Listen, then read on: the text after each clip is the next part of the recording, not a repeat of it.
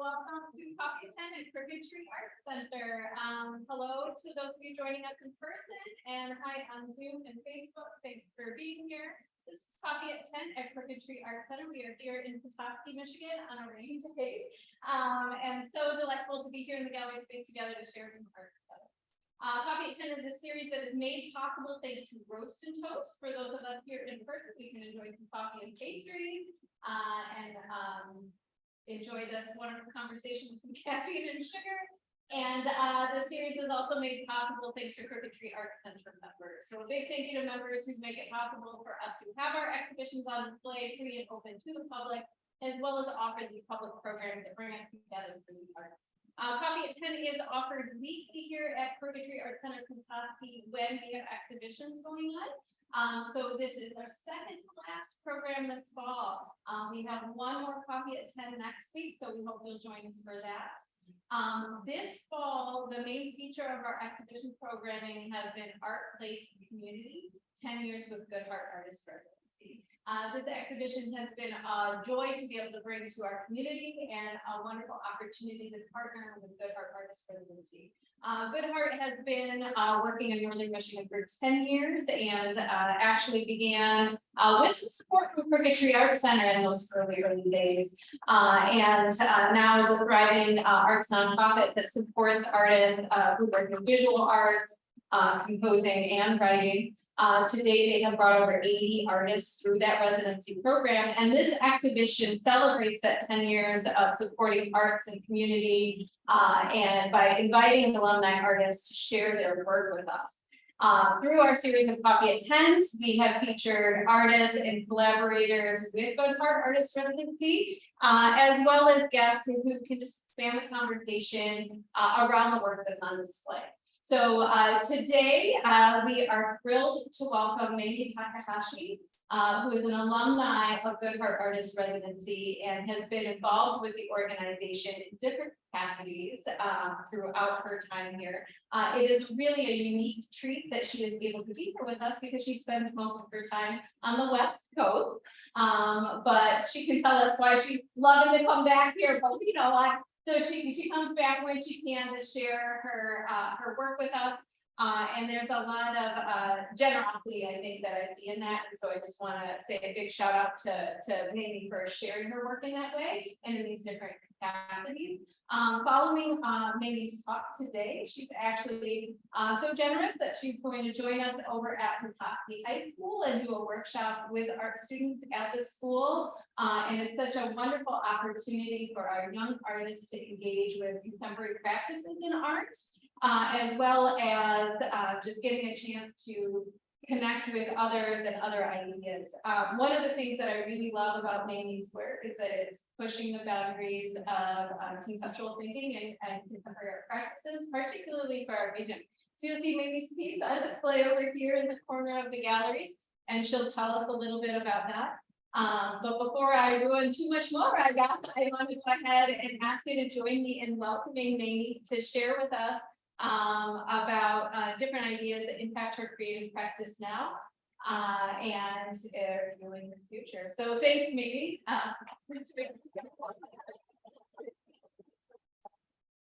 Thank you, Liz. And then thank you everybody at the Crooked Tree, and then thank you everybody being here, and thank you for Susan Bell from Good Heart Artist Residency. And then this residency is one of my best experience, so feeling welcomed. And I was nervous over, before I was at the residency 2018, I believe. And then it's, hi, come in. Yeah, so at the 2018, I was a little bit nervous because I'm from Tokyo originally, and then not so having experience for in the woods. Kind of, but it's so quiet. And then I didn't think about how Lake Michigan. You want to have a seat here? Come in. Yeah. I like the people have a fast low, actually. But the Lake Michigan, I didn't think about how lake can be influenced, or like how the environment walking through the lake makes mindset for artist practice.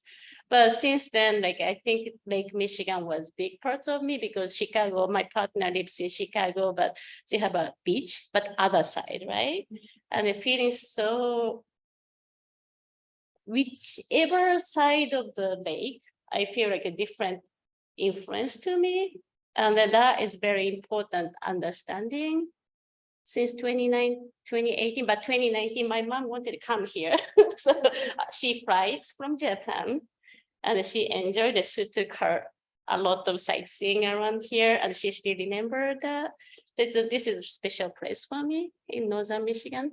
But anyway, that is said, my mom is kind of big supporter for my artist practice as well as her family. So let's start talking about women's basically in Japan. And then of course you guys kind of like similar in women's liberation here in the United States too.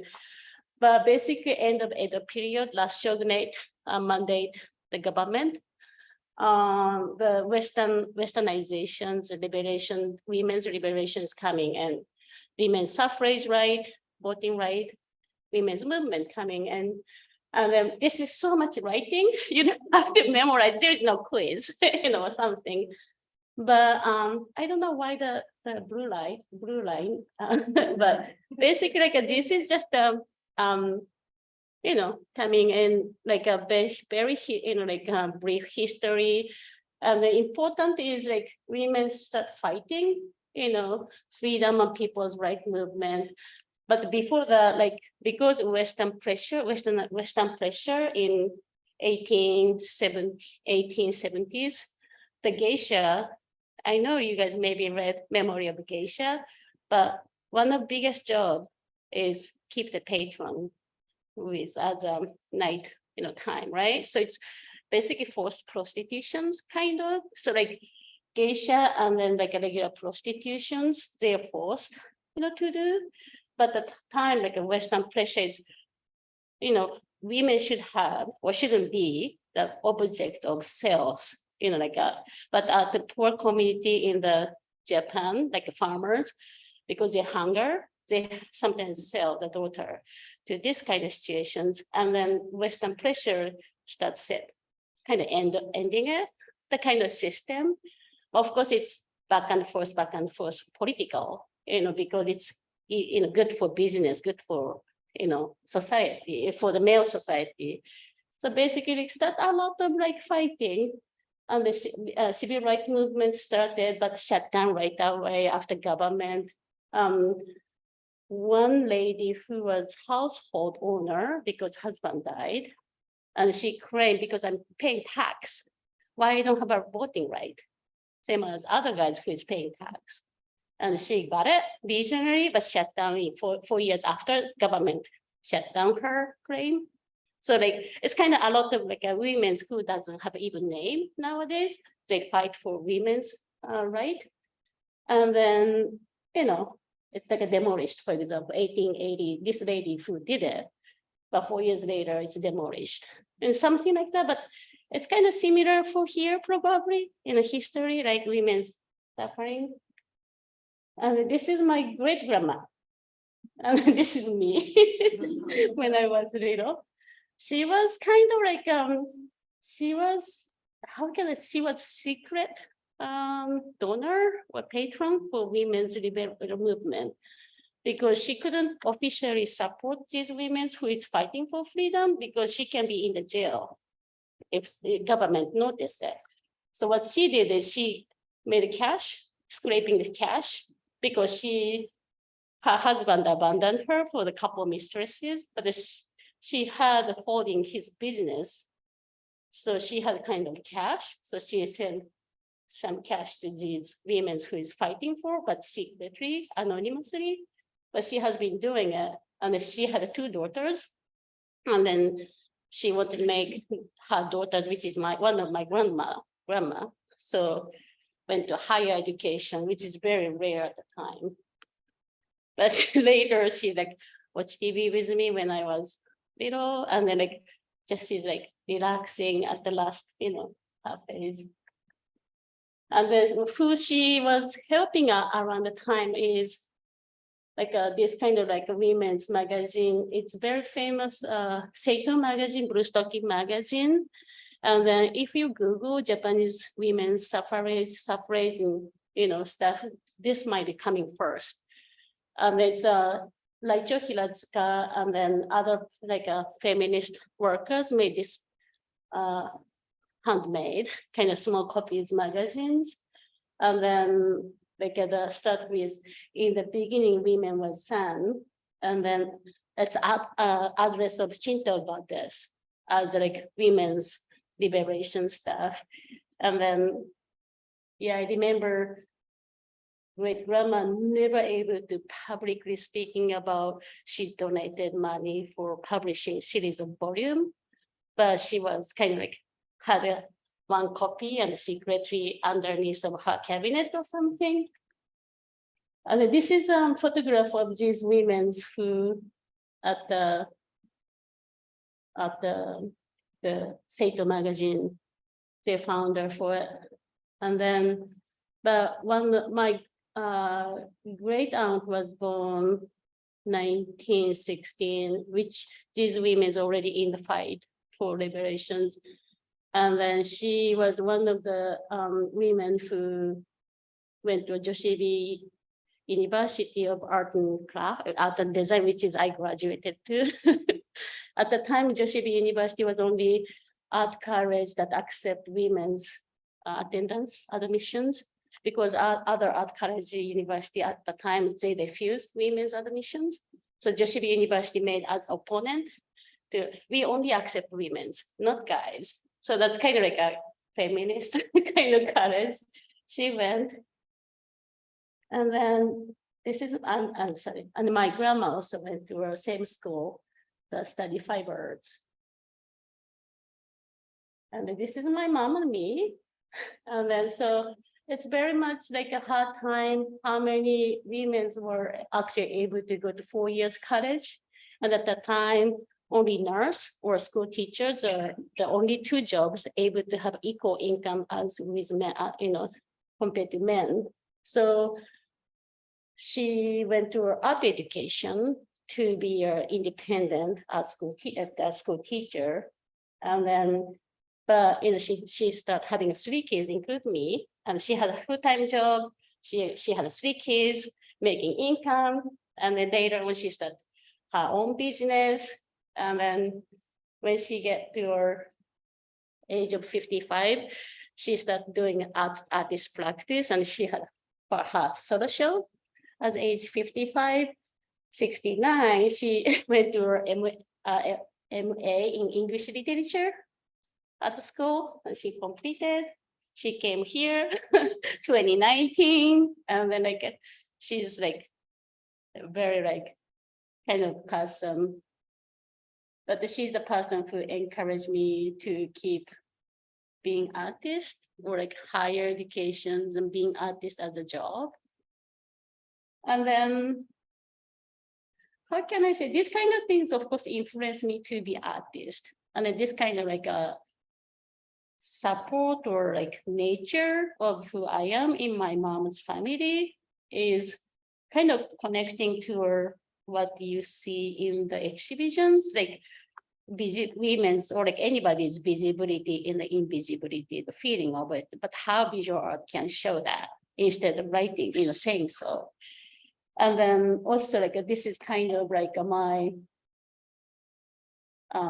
statement kind of, and then Ai Weiwei, the very noticeable Chinese contemporary artist who has been jailed multiple times by Chinese government because he was, one time I think 20 years ago, they had a big earthquake in China, and then the building collapsed, but kids died in the high schools. What he did is he collected backpack for the kids, and he displays as artwork. And the Chinese government demolished right away and put in his sale. He was always controversial in China. So the kind of things. So, but his statement is how I approach my art, and how he said, if my art has nothing to do with people's pain and sorrow, what this art is for. So he's very much, his art practice is for people who is suffering, especially in China. And then this is like my response to as being female in Japan and also United States. And then like, no matter where you're from, you feel like sometimes you're invisible or sometimes just super visible as object. And then I think I can play video. Okay. One more time.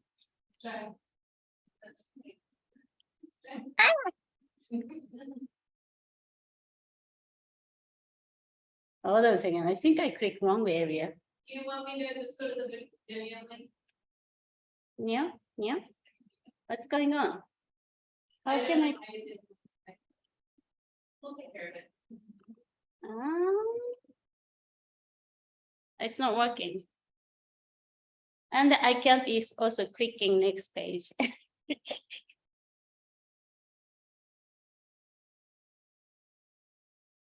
Oh, you are so good for technology.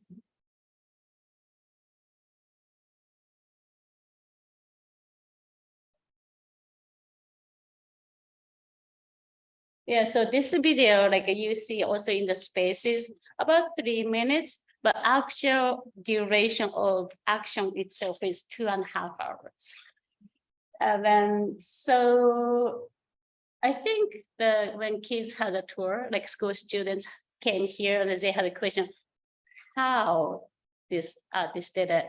Basically, like I had a mirror sheet in front of me, like a clear film in front of me, and sustain from the ceiling and then, weight on the edge. And then I have a camera behind of, a mirror film, and I'm here and writing. And what I'm writing is about basically the kind of journal for last a few days before the shooting. And basically, I was complaining about art professors who gave me hard critique. And then, why, she said this kind of things. It's not fair, like blah, blah, blah, blah, blah. But because in Japanese writing, it looks more academic. Looks cool. But yeah. Maybe I have a question. We bring school groups to the galleries to see the show, and this is a piece that often draws attention if kids want to talk about it. And I did have one visitor through the space who was really taken by the looping quality of the video, the fact that it gets completely obscured, but then you start again. Is that part of what you were thinking about with the work? Yeah, because the real duration 2.5 hours, and I have to do multiple shooting because sometimes I see a tripod shadow on the film and it makes me no. I want to make it looks like lighting is magically coming in front of me with my little camera and the tripod. So I have to do multiple shoot because if I'm doing this, I can't leave my I have to complete and then check the video and oh gosh, and then I do again. So like I did like, multiple 2.5 hours and doing this. And then realize like how to present that. Nobody has a time for 2.5 hours. But important is people see the process of what I'm doing. I start with clear and getting disappear or obscure behind what I'm writing. So like then looping back and coming back. And like people, like what I want to tell is people have this kind of feeling no matter what. Sometimes you feel like I want to hide somewhere. I'm kind of nervous now, but I'm so visible now because I'm nervous. The kind of like a dilemma or like, kind of contradict kind of feeling and keep having in 3 minutes, like later, like kind of keep coming back. And then so like a loop I made very smoothly, but also between transitions for multiple phase, kind of like, I'm so glad you feel smooth, but I have to do a lot of like, detailed editing of the video. Do you think I can click now? Yeah, I think we should move to the next slide. Oh, okay. So then after that, I start making more like about like a feeling of stranger or others, especially through for my case, it's immigrant, but I think everybody feel like a displacement. or a stranger or others. Even when you move to a different new places, or if you, I don't know other new group of people and try to fit in, like something like that. And then, but especially for me, I was here alone myself without any family member, came to US, and then for also graduate program, I didn't speak English well enough to articulate what I want to say, but other kids in the class, school, they are so good for talking and jargons, like smart, seems so smart for me. Like, I feel I'm so stupid, but I know I'm not. I can't just say something I feel about it. So like it's struggle. So instead of kind of try to more articulate speaking, I did my feeling. So this is a two-way mirror film dome, a one-way mirror film. So I can see people, but people cannot see me. And for me, I can see you, but you guys can't see me. And then I place myself in different community area and then observe other people's action on the street. And then like this, people come to me sometimes, or people just peeking and they're afraid of me doing something. And then, so like I was sitting on the bench and then looking at them, but they don't have a clue. So like a human communication is interesting. Like when we talk other people, like body movement or language, like how we move our body, how we nod, how we use our hand, how we kind of distance between each other. It's giving information for others to kind of judging you, for first time or each time be unconsciously doing that kind of thing. So what I did is minimum information to others. I can see everybody else and I can see, oh, this person maybe like really like not patient because so walk so fast and talk so fast and like, I can judge other people's passing by or come to me. And then this kind of like movement I did is start understanding not only me, not only immigrants, but other people in the community also feeling like displacement, that they want to try inside of this two-way, one-way mirror film. So what I did is I went to I got the commissions from different places in the United States to do a performance together. And this is at the MASMOCA at the Museum of Contemporary Art, no, Massachusetts Museum of Contemporary Art, right? Yeah. So they let me to stay and then did performance with local artists. And then, she was kind of like nervous, but she enjoyed it. We walk around the campus together and everybody's staring at us or like laughing or just try not to looking out. Yeah, it's some strangers. No. Going out. And then inside the campus of museum is safe environment. But when we going out of regular city, it's kind of different deal. And then, it's kind of like depends on the places. Some people like just don't want to deal with it or like curiosity or people like get more into it and they want to inside of it, like want to experience how we feel about it. And then, so like I start inviting other people to inside of it with me and they talk about it. And then I had a video of how people reacting to me too, because I have a camera, two cameras outside. One is just photo, but one is video, but it's so far. So people don't notice one, like most of the time, but also I have a camera inside of it with me. So like I can capture motions. And this is my favorite part. At the Columbia, Missouri, the local high school invited me to do this. And then they're like a kids of 15 to, it's a spring camp or something. And then 15 to 17. And they're like, okay, so kind of things, weird artists came here, Columbia, Missouri. She asked me to put these dorm things and we have to walk together. But the funny thing is, it's only one kid, I'm not comfortable wearing it, but every other kids, yes, me too, I'm not going to do, I'm gonna do. And we did it, and we walked together.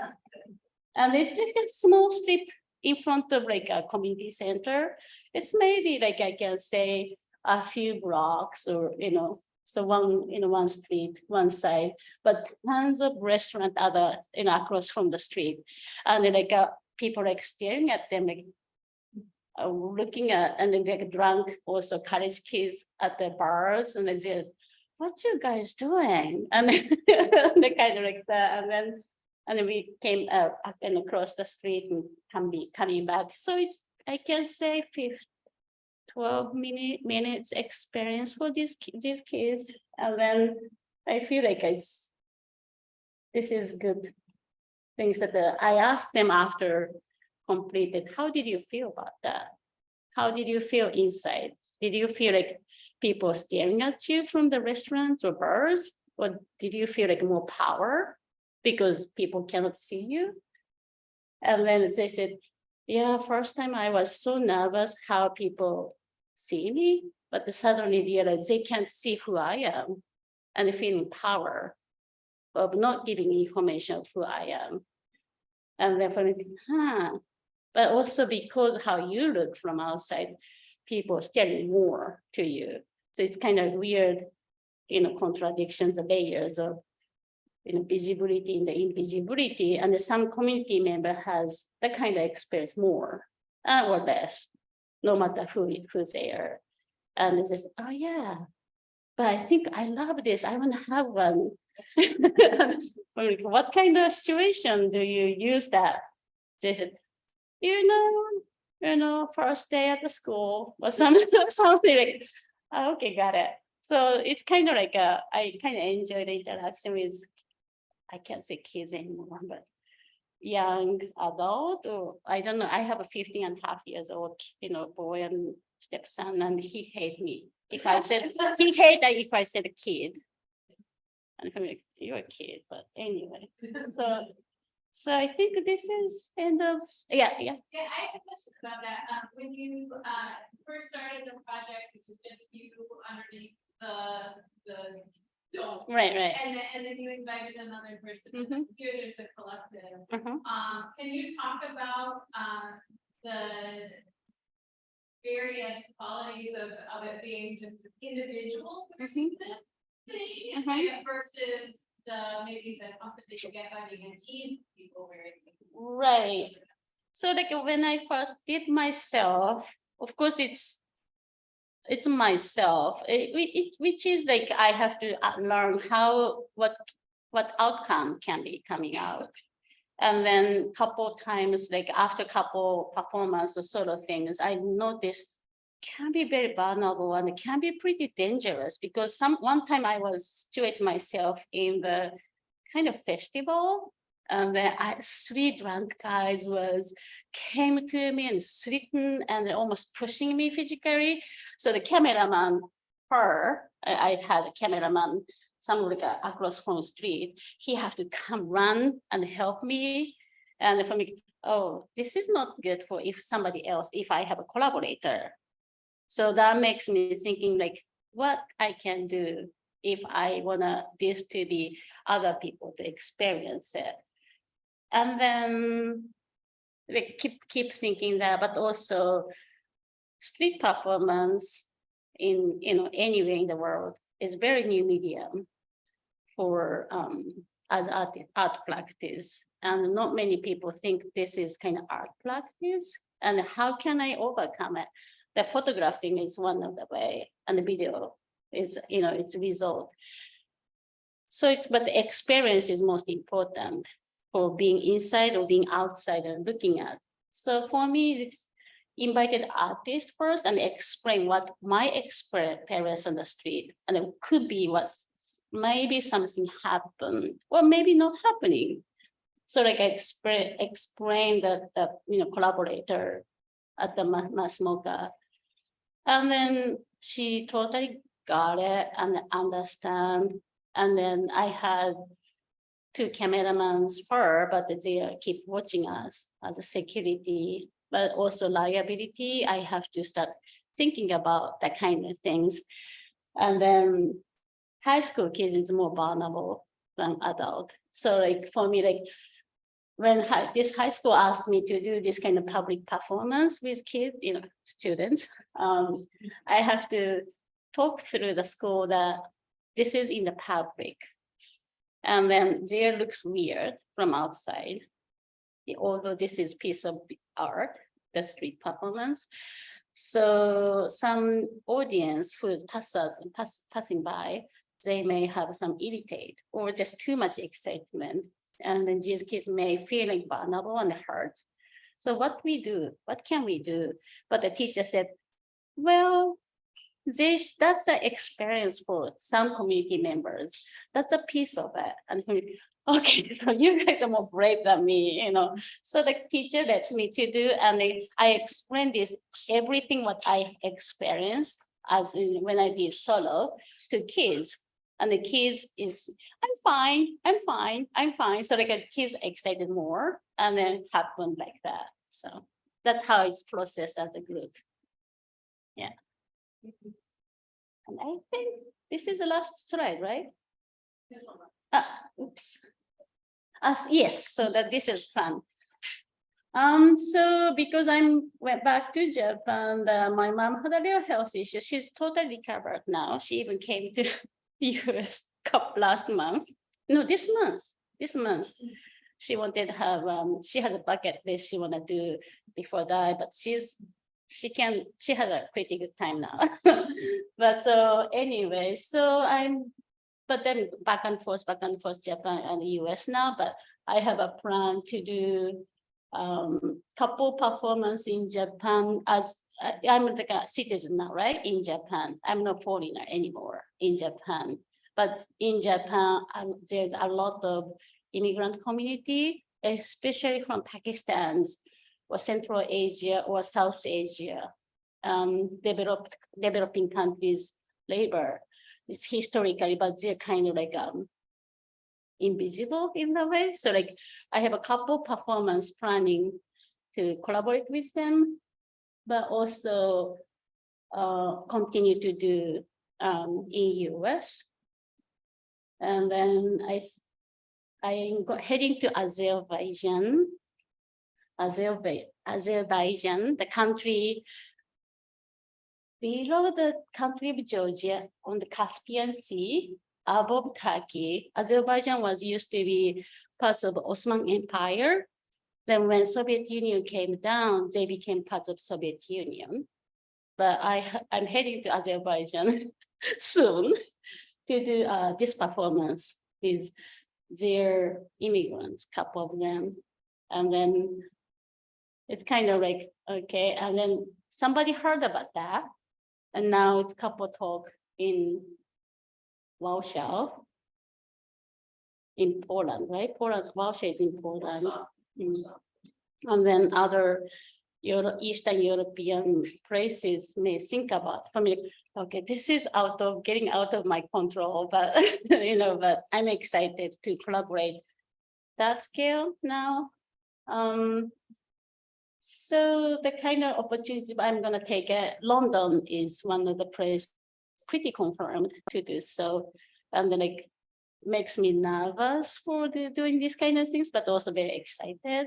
Let's see how it goes. And this is my plan for upcoming plan. And then this is last slide. Thank you for being here. Yeah.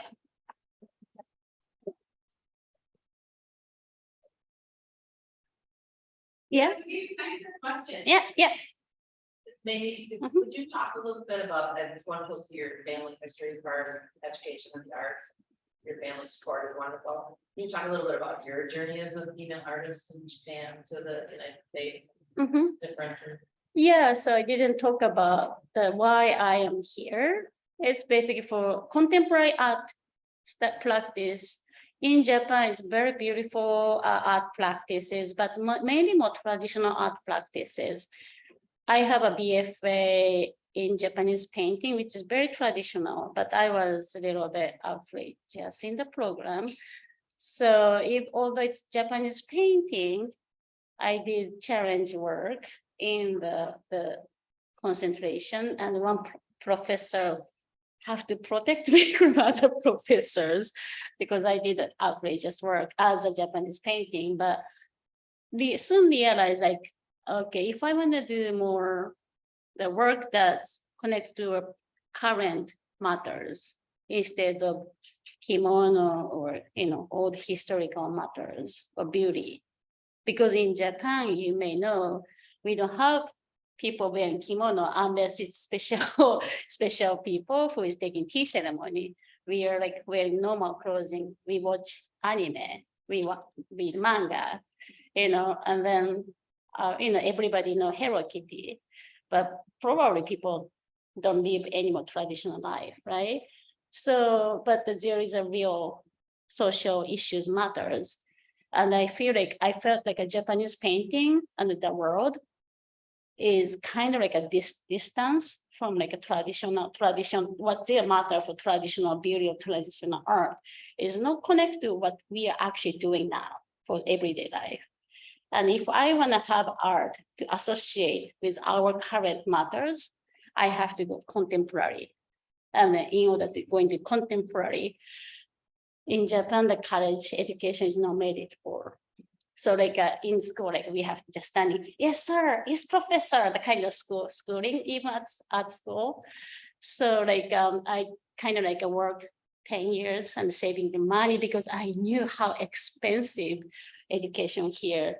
So for me, like, okay, save up money. So I came here for MFA program, and then it's expensive, but it was expensive, but so like contemporary, and I opened my eyes. Okay, so I can do a lot of things that I didn't imagine in Japan, what I can do as an artist. I thought I only have to be painting or maybe little collage or installation work, but at the school, I was pushed to do video media, performance media as experimentations. And then I didn't feel like it was that kind of platform was not existing in Japan at the time I was student. And the family, okay, this is a power of being artist. I don't have to think I do only painting because I come from a painting major. And the family, okay, this is contemporary, but also US. And then soon realize in Japan, for example, if you are getting older, like 30 years old is considered getting older as a female in Japan. And then guys start not seeing you as a female anymore because they want to date with 20 or 19, 20, 21, something like that. But here I soon realize, oh, I'm treating as female again, woman again. Oh, okay. So it's a different, because like in Japan, like maybe you guys maybe know the hostess club, like a young, look very beautiful, gorgeous looking women's, they can sit right next to guys serving, liquors if you go to this kind of club. So guys, even like older guys can have a feeling of, oh, these beautiful women, young women's paying attention to me, listen to me, and I'm feeling like king. And that's a regular thing for guys going out for after work. So these guys are like, why have to be nice to, my wife or girlfriend who is not that? Because they can, feel king. So it's kind of objectivity of women. I knew it here, but I didn't really recognize until moving here how it's work. And here is like more, okay, I'm kind of object, but women's kind of, but mostly human being here, no object much. And for me, okay, so it's a difference. If I say something, my own opinion in the public, like talking like that, guys not agitated, they appreciate. In Japan, if I said something like that, women's liberation, my art practice, some guys maybe stand and leave the room. And that's kind of feeling like I didn't think about that part until coming here. I thought I wanted to just study contemporary art, but end up having a more empowerment of women here than Japan. Yeah, answering your question? Yeah. Any other questions? Can you talk, you mentioned in your graduate study, being in an environment that was supportive of conceptual thinking and contemporary practices, encourage you to experiment with video. But as someone who is traditionally trained in painting, can you talk a little bit about that move to an artistic practice that is less driven by an object and more about that performance? Yeah, that was hard because I didn't much prepared for it. I kind of like, so first year or even first semester at the MFA program, I knew I have to do experimental work, but I thought about in painting format, you know, and then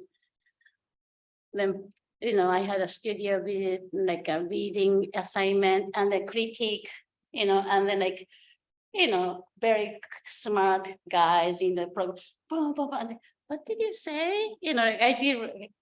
Well, I have no idea what they're talking about, but conceptual jargons and like a beautiful words coming, you know, from like, I have no idea what they're talking about because it's not my English ability. I think just something different.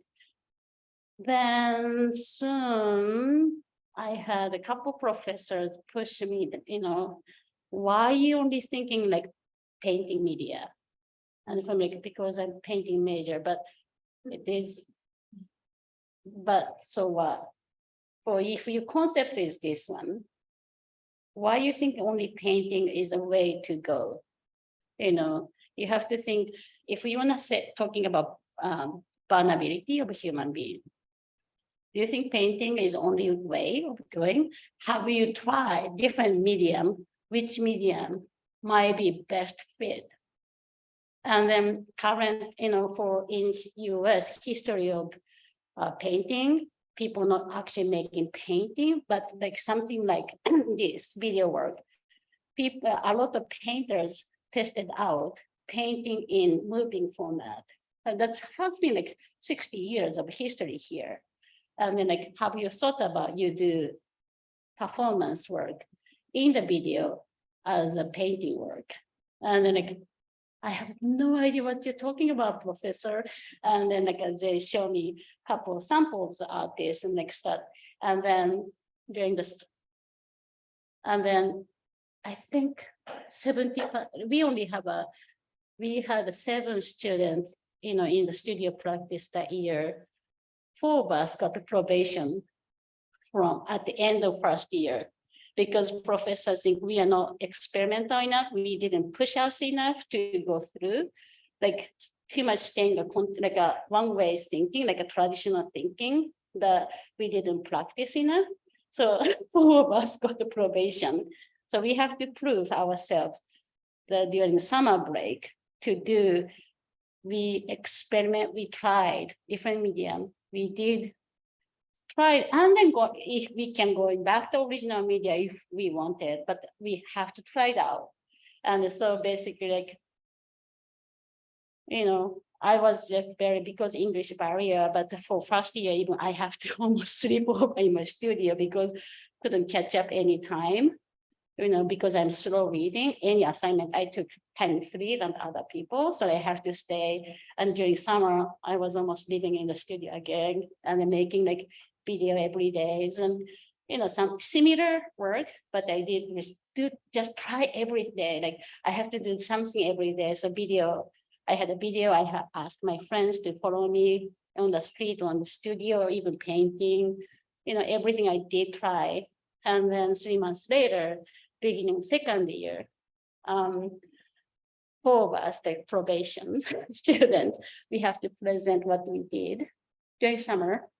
2 of them kicked out from the school. They couldn't go to second year because they didn't go through what the professor requested.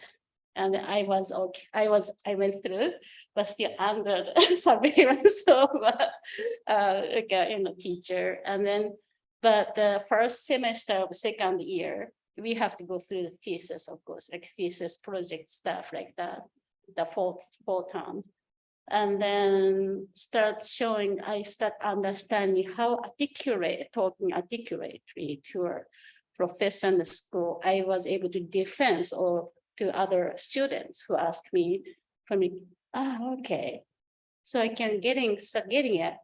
Then thesis project started in the spring, and then I kind of like, developed the way I wanted. But I think I got A+ or something for defense, and because my defense was just 5 minutes, like five professors sitting, and then so they asked me questions, I kind of defeated everything. And then my paper was, I think, my paper was actually published as a best work. And lecture, I practiced my artist lecture at the thesis. It's like 2 weeks because I have accent and I couldn't remember. I can't articulate enough. So I had papers here and then I memorize almost, but also I made a beautiful slide. The people watching this, not watching me. So I had like just reading out and practice multiple hours and hours in front of my friends who is supporting me. So the kind of things. And then I was so happy at the time, but 2 of them couldn't graduate second year. So only 3 of us got MFA that year. So it's, yeah. I have a question. So I appreciate you talk about the history, why in Japan there were many women college, only women college, which I never think about before. It's a kind of, against the Japan is very much, patriarchal society still, and tend to not have our education for women, but also we have a women college in Japan. But so is that the action to attend or enter for the art school, which subject specific for the women art school, is your action for? It's kind of my family's grandma's, my mom's action too. In the way they well manipulated me in that way, I believe. So they didn't say it clearly, but because women's colleges you're talking about is in 2 years junior college, and then meant to be good housewife, Yes, good lady kind of education. And these kind of schools exist here too, 2 years junior college. And women's mainly. And then this Joshibi University is 4 years college and meant to be feminist college. And then of course we knew that because my family history. And then, but of course, but also it's very well known of prestigious women's art college. So a lot of also like conservative parents want to send their daughters because it's good art college for prestigious female only art college. So of course, school has a kind of like tensions between some girls and, odd ones like me. And I was in the band even, rock band in the school, and I had like a girls band and playing after paintings practice. We just play the guitars and stuff. And some good girls, oh no, you can't wear the skirt. And the family, yeah, why not? We are young. So I had a mini skirt and play bass guitar and shouting. So like it's kind of even in school had like tensions, but this school meant to be feminist school, and I knew it. So when I think some of other students knew it, so their intention went through. Then after that, what driven or prompted you to seeking MFA in the United States rather than in Japan, even though you don't know about the contemporary field, even though you're obsessed by making by hand research related to the social issue? As I explained, there is no contemporary art practice in I the know, degree. but- Yeah. So you said when you moved to United States, you didn't know about the contemporary art. I So- knew it kind of. Knew, okay. I knew that contemporary art is for the one that for current matters. And then, of course, I took history and I read journals, in English and I can look at all researches.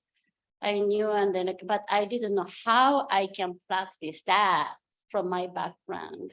So that's two different things. But I knew, very briefly know about the contemporary scenes here. Yeah, so kind of like knowing is not makes, me to be how to executing it. So, yeah. Yeah. Okay, great. Other questions? Yeah, no? Okay, well, thanks so much for being here. Thank you.